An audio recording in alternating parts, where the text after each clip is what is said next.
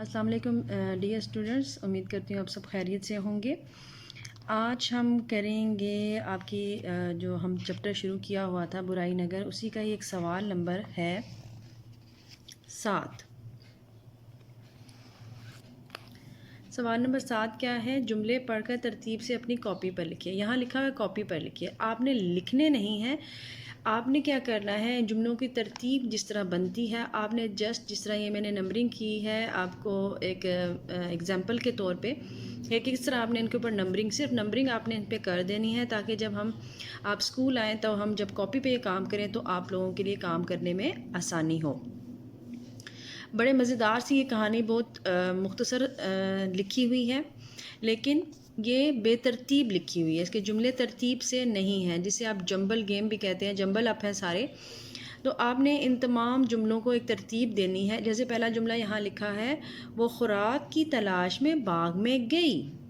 तो कभी भी कहानी इस तरह शुरू नहीं हो सकती। हम पहले जुमले सारे पढ़ लेते हैं, फिर आप इनकी तरतीब देखिएगा। वो खुराक की तलाश में बाग में गई, उसने छलांग लगाकर अंगूर तोड़ने की बेहद कोशिश की। एक लोमड़ी बहुत भूखी थी, अंगूर खट्टे हैं।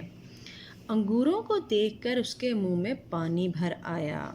आखिर ये कहते हुए वहाँ से चली गई कि उसने देखा कि बाग में अंगूरों की बेल से गुच्छे लटक रहे हैं, लेकिन अंगूरों तक ना पहुंच सकी। मुख्तसर अंदाज में अंगूर खट्टे हैं, ये कहानी लिखी हुई है।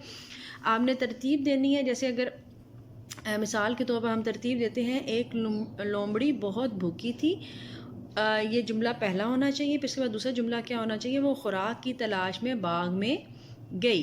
इसी तरह आपने इन तमाम जुमलों के ऊपर नंबरिंग कर देनी है कि पहला कौन सा जुमला होगा, दूसरा कौन सा होगा, तीसरा कौन सा होगा। इस तरह ये कहानी एक मुकम्मल शक्ल में आपके पास आ जाएगी। जब आप एक जुमलों की तरतीब देंगे तो जब हम ये काम कॉपी पे करेंगे तो आपके पास एक मुकम्मल कहानी की सूरत में ये तमाम जुमले आ जाएंगे। उम्मीद करती हूँ आज का सबक आपको समझ आ गया होगा। अगर आपको किसी भी किस्म की कोई परेशानी हो तो आप कमेंट्स में हमें बता सकते हैं। अगर कुछ समझ ना आए, कोई काम समझ ना आए, तो आप बराए मेहरबानी ज़रूर कमेंट बॉक्स में हमें इसके बारे में आगाह करें। शुक्रिया।